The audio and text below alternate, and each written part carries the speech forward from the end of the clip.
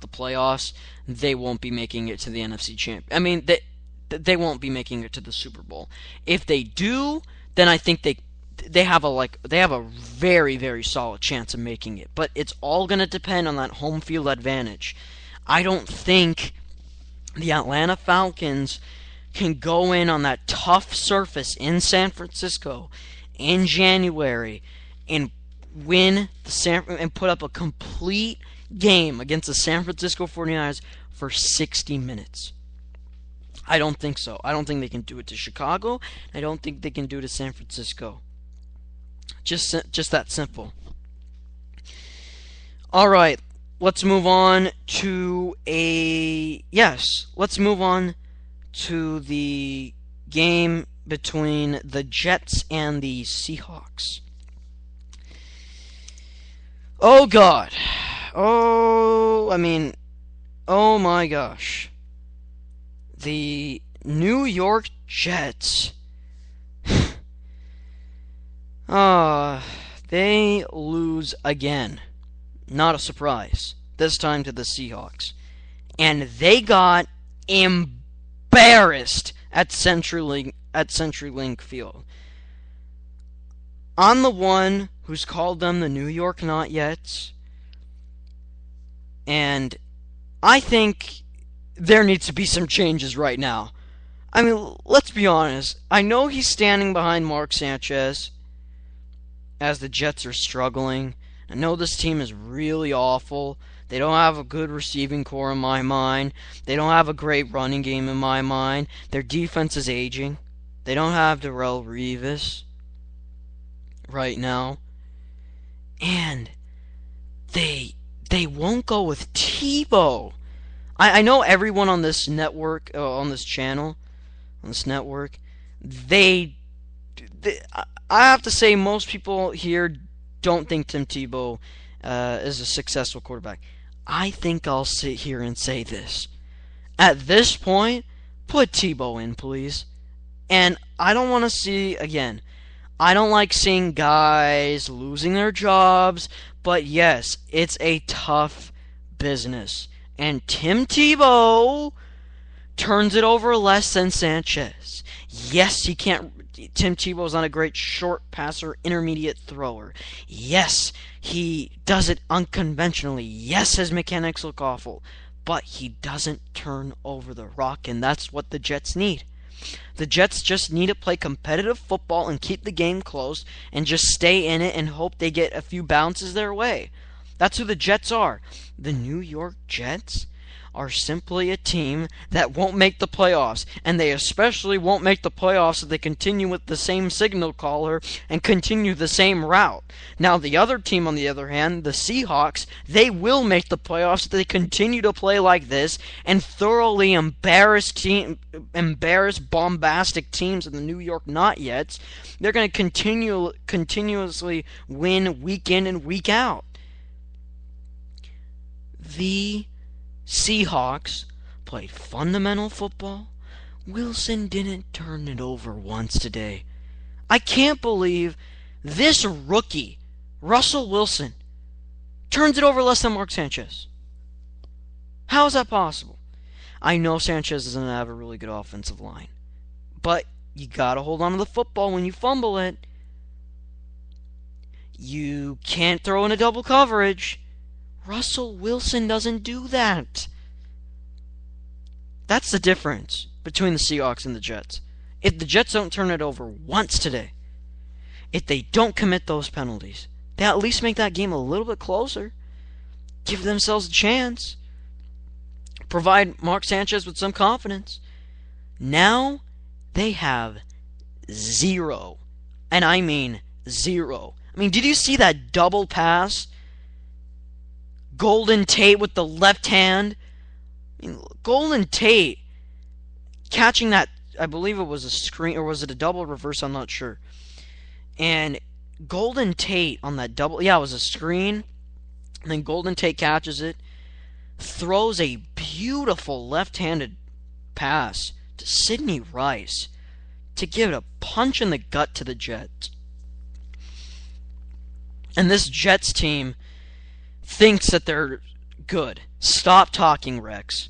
Stop talking, Jets. It's over. Your season's gone if you don't put Tebow in.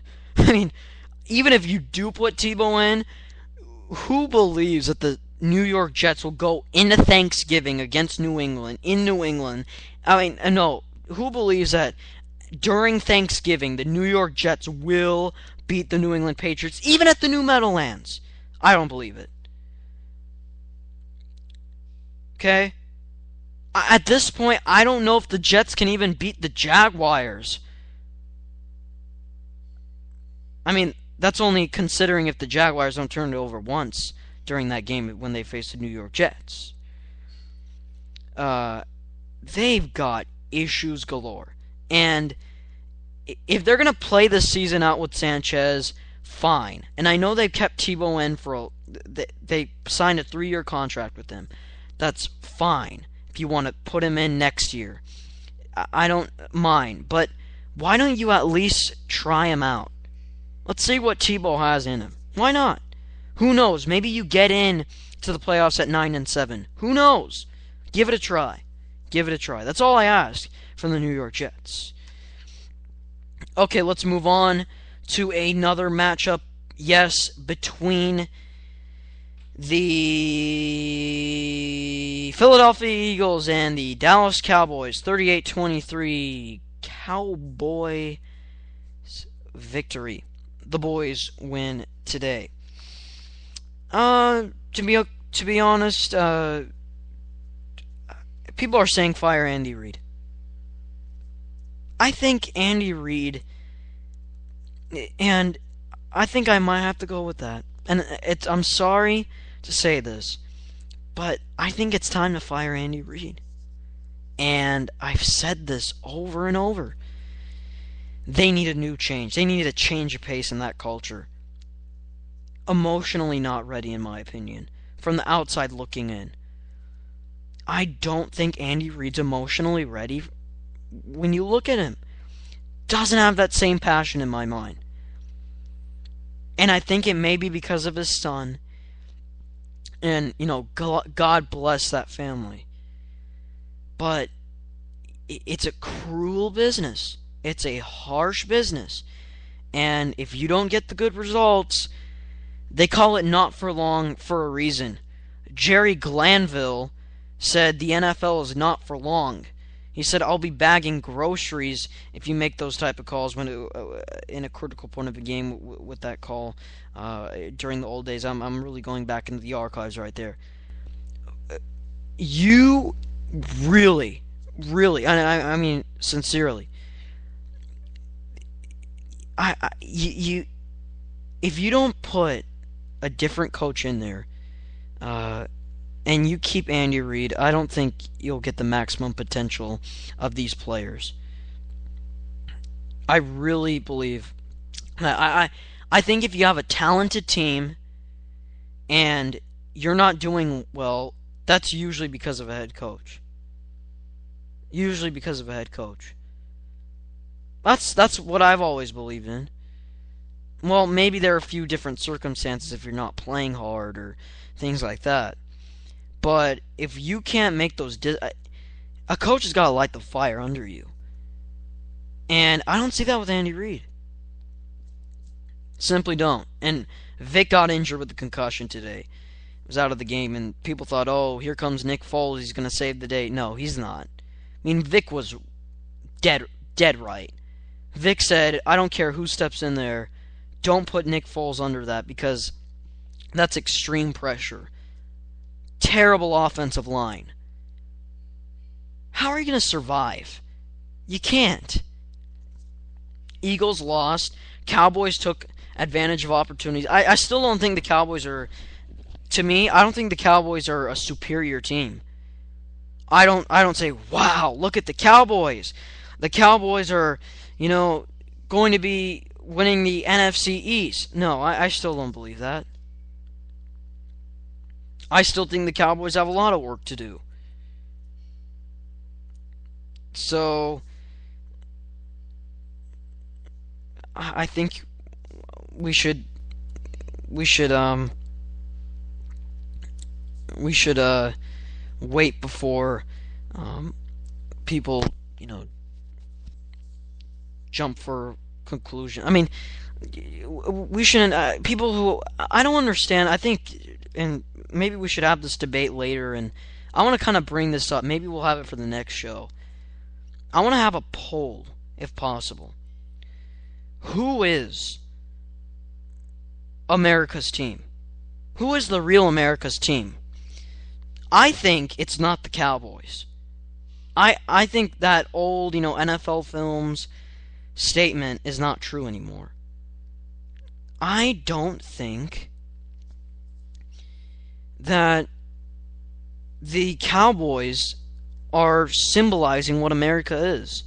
I mean, the America's ultimate team. They don't symbolize it. Constant mistakes, finding ways to lose. That doesn't define an America's team. To me, I don't think the Cowboys are. So, maybe we should have that for a later discussion, but who knows? Who knows? Okay. Thanks for everyone listening to this program. Crazy, great show. Thanks for joining me on the ride. Thanks, Clarence Sellers. Please follow him on Twitter at MidwestBoy84. You can also listen to me next week, 5 o'clock, here on this website.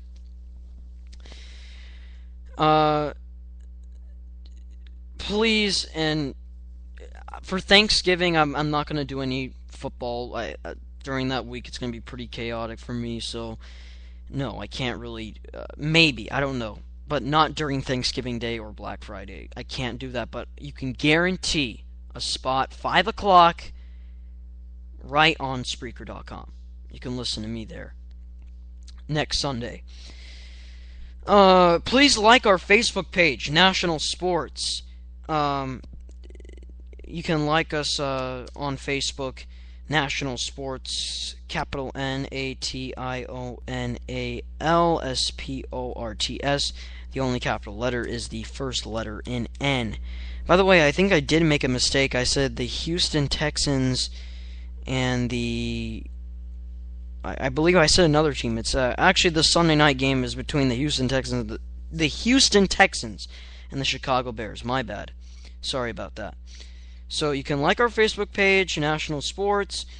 Tweet me at SM_Cameron. You can follow me there. NFL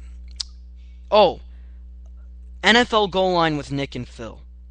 That's what I wanted to say. And Gafford and Brown show on Monday. So you can, I'm pretty sure for Nick and Phil, Gafford and Brown, not really sure yet. You're going to have to stay tuned later for that. But Nick and Phil, I can guarantee you, 7 o'clock, they will have cutting-edge analysis, updates, and news about all the games across the league. You can catch that only NFL Goal Line with Nick and Phil on National Sports on Spreaker.com. So Nick Rice and Phil Nunziata will break it down on the program tomorrow, 7 o'clock p.m. Pacific time. By the way, 2 injury updates before we go. Michael Vick he was not in this game, concussion. Alex Smith injured. We don't know yet about his progress. Later will probably be confirmed with Nick and Phil tomorrow, and they'll probably discuss that. Colin Kaepernick was the quarterback today, for those wondering. And the craziest thing out of this whole entire thing, 24-24 tie. One thing I'll always remember about this week. Thanks for joining me on this ride. Thank you very much. And like always, hasta luego.